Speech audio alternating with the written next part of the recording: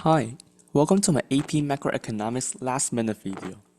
I am a high school student who has got a 5 in AP Macro exam, and I am currently making more to cover major topics of the AP Macro curriculum. In this video, I'll cover GDP and unemployment. GDP, the gross domestic product, measures the dollar value of all final goods and services produced in the nation in 1 year. The greater the amount of GDP is, the more things produced and the healthier the economy is. Supposedly, we add everything that every individual produces in the nation together and we get the GDP. But this is not the case.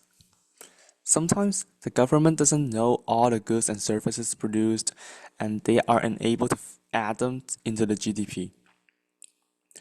This is called the underground economy. For example, the lemonade sold for a lemonade cent, or you mowed your neighbor's lawn for $5, or even as a free labor. Also, transactions that are purely financed, like buying stocks or selling his old house, don't count towards GDP as well. Because any transactions that the good is not produced doesn't count towards GDP because nothing is produced. For example, a neighbor sold his pickup truck to another neighbor. That doesn't count towards the GDP. Intermediate sales don't count towards GDP because we calculate the value of final products towards the GDP only. There is the expenditure approach to find the GDP. Here's the formula: C plus I plus G plus X minus I. C is the consumption expenditure by households. I is the investment by firms, like businesses spending on new machinery and building warehouse. G is the government expenditure, while X is the total export of nation and I is the total import of a nation. There is also another approach called the income approach. We add all the income of any individual that in 1 year together, and we get the nation's GDP in that year. They are rent plus wages plus interest plus profit. To calculate GDP per capita, we simply divide the nation's GDP by the population of the nation.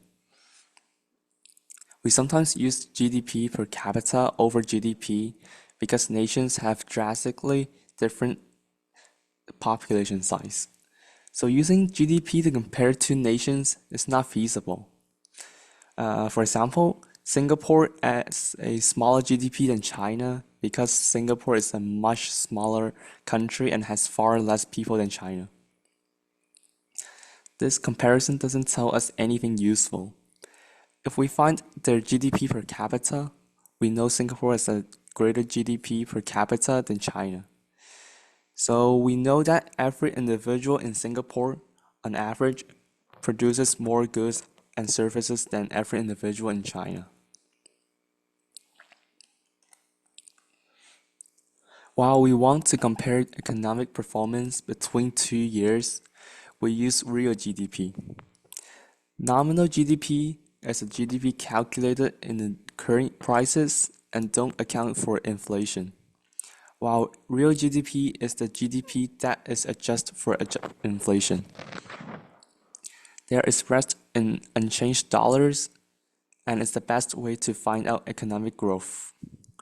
If we put real GDP together on a graph, we will get a business cycle, like this one. Business cycle consists of expansion, contraction, peak, and fall. Economy goes up and down sometimes. So we have recession and expansion and recession and expansion again and again. While recession is a decline of real GDP in 6 consecutive months, depression is much longer than 6 months, and it's a very bad recession. Here's the unemployment, and here's the inflation.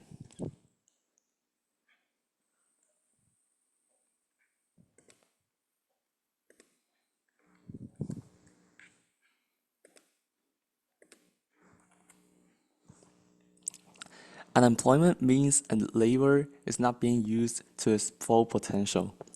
Laborers who are looking for a job is not employed.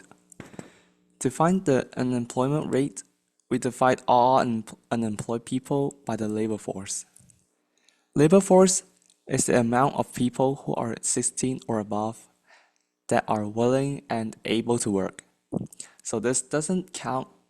So this doesn't include those people who aren't seeking a job, like retired people and elementary students.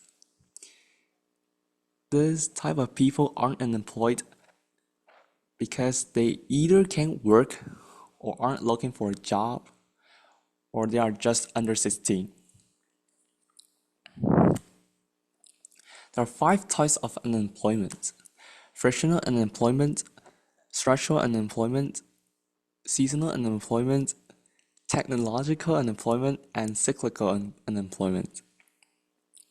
Frictional unemployment is being out of work because the person is between 2 jobs. So basically, it means like someone is finding a job. Structural unemployment is being out of work because the economy is structured to a person's disadvantage. Like a ski coach that's in the Sahara Desert, and we know there's no snow in the Sahara Desert. The ski coach should go to somewhere else to find a job, like Canada. The third one is seasonal unemployment. Means being out of work because of the time of the year. Like ski coaches in summer, snow melt. There's technological employment. It is someone who is replaced by technology, like workers are replaced by robots and computers and so on. The last one is cyclical unemployment.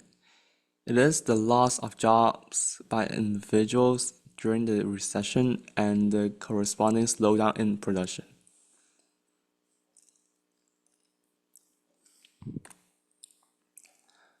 Full unemployment is achieved.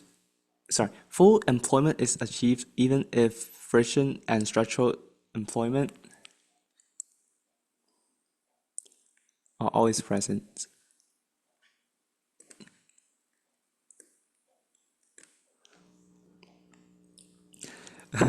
Frictional and structural unemployment is always present because people are always changing jobs and might be far away from jobs that need them.